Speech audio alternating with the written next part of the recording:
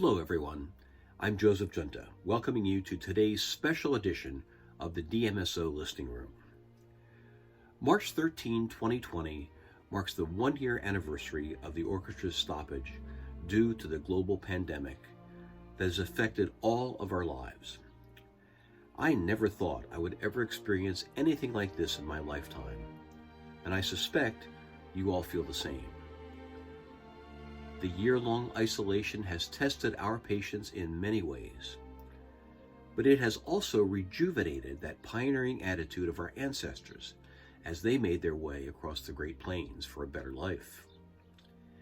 In this case, our creative energy went into the use of technology in order to stay connected with all of you, our loyal and dedicated audience. And it is proven to connect with new listeners who maybe have never been to a Des Moines Symphony concert before in the Civic Center. Our historic live stream concert season, a part of the Live from the Temple series, has had viewers from Italy, France, Germany, and the UK, as well as throughout the entire United States. And most of all, people that might have been loyal members of our audience for decades that are now unable to attend due to health or aging issues have been able to watch and listen to their Des Moines Symphony with great pride in the comfort of their living space. It has been a great privilege of ours to literally bring the orchestra to the world. March 13, 2020 is a date that will be etched in my memory forever. It joins the dates of President John Kennedy's assassination and 9/11. All making indelible and unforgettable impressions on all of us that lived through these times.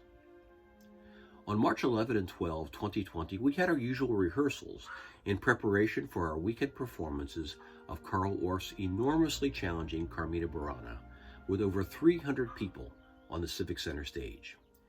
Tickets were sold and anticipation was high as we all worked towards the performances. At noon on Friday, March 13, it was clear to us that in order to assure the health and safety of all concerned, that the rehearsal that evening and the following performances would need to be postponed. The disappointment weighed heavy on all of us. At this time, we thought that this health threat would pass, maybe in a few weeks or at the most even a month. But as time evolved and COVID cases and deaths soared, it was quite clear that this was a serious threat to everyone's well-being. And it would take time, a lot of time, before it would be safe to gather once again. As the weeks turned to months, our team worked tirelessly on numerous plans that could be implemented as permitted, keeping in mind everyone's health and safety. By the end of March, all of our spring and summer concerts had to be canceled. And by midsummer, we announced that our complete 2021 season of the Des Moines Symphony would be converted to an online virtual experience designed to stay in touch with our audience. This has been a remarkable journey for all of us, and we have learned a lot. Not just about our ability to pivot in an uncertain time, but more importantly, we've learned a lot about ourselves. The determination to not go dormant and continue to serve the community in new and uncharted times have proven necessary for us and for our audience. More than ever, we all need music to feed our souls and comfort us in these stressful times. And your Des Moines Symphony is one of the orchestras that is leading the online presence of live stream music directly into your homes. Of course, none of this is intended to ever take the place of live, face-to-face concerts in the Civic Center. But for now, it's our next best option. As a way to reflect the isolation of the last year, I asked several board members and Des Moines Symphony musicians the question, if you were stranded on a desert island for a month, what music would bring you the most joy? I think you'll be surprised by the variety of answers, along with some of the reasons why people chose what they did. Principal trumpet player Andrew Bishop submitted J.S. Bach's Second Brandenburg Concerto and Gustav Mahler's Second Symphony. Dr. Stephen Smith, president of the Symphony Foundation Board and past president of the Des Moines Symphony Board and longtime donor and ticket holder, listed Elgar's Enigma Variations, Handel's Messiah, and Monteverdi's Vespers of 1610. Tom Mackey, one of our percussionists, preferred This Way Up by the Pat Metheny Group and Mahler's Second Symphony. Tom also said that the musicians really appreciate the great work of our staff to keep the orchestra going when many other orchestras have closed shop during the pandemic. Bach's B minor Mass and Ravel's Les Tombeaux de Couperin were principal oboist Jennifer Bloomberg's choices. Violinist Matt Meyer listed Schubert's String Quintet in C and the Brahms Violin Concerto. Clarinetist and personnel manager Clarence Padilla listed Copland's Brilliant Clarinet Concerto and Mahler's First Symphony. Clarence writes, "Both works tell wonderful stories. The Copland, among other things, depicts beauty of the American frontier and the energy and spirit of American and Latin jazz. The Mahler is the quintessential story of life beginning with the sounds of nature, followed by youthful joy and energy, then days of sadness and sorrow, and ultimately concluding with reflection, triumph, and jubilation."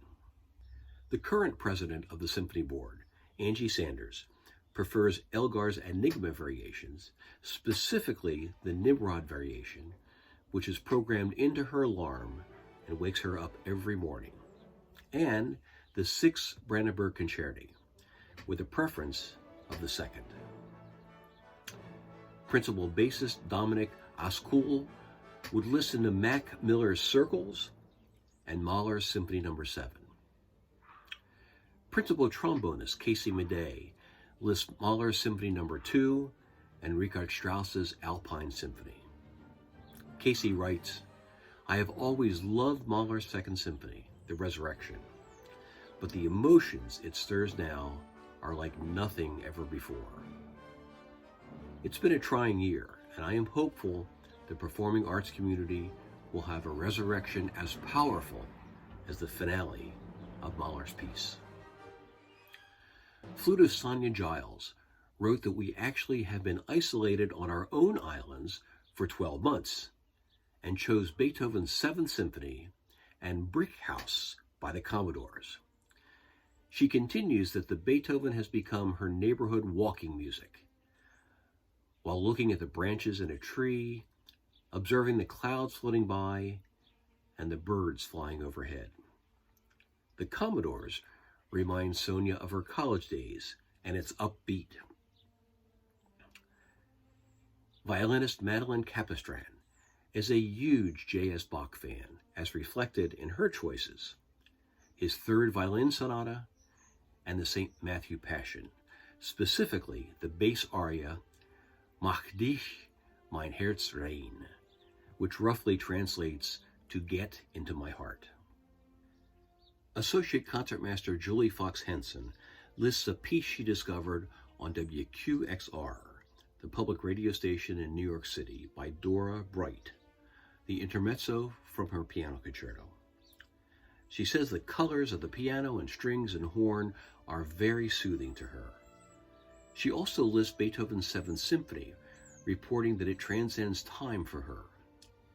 She says she's played it many times, and it especially takes her to the musicians and mountains of the New Hampshire Music Festival, where she has performed for many years during the summer. She goes on to say that the first movement is the energetic happiness I feel when I'm hiking or jogging or making music with a good orchestra or quartet. But it's the slow movement which takes me through time from her early days in New Hampshire to watching Beethoven Lives Upstairs with her sons when they were young, to just a few years ago, playing it on the Des Moines Civic Center stage. Julie's final words are so perfect that I could not think of a better way to end this video. She says the amazing thing about music is that it can transport us to a different time or place. And that goes for performers as well as listeners. That is the healing power which has sustained us this past year. Well said, Julie.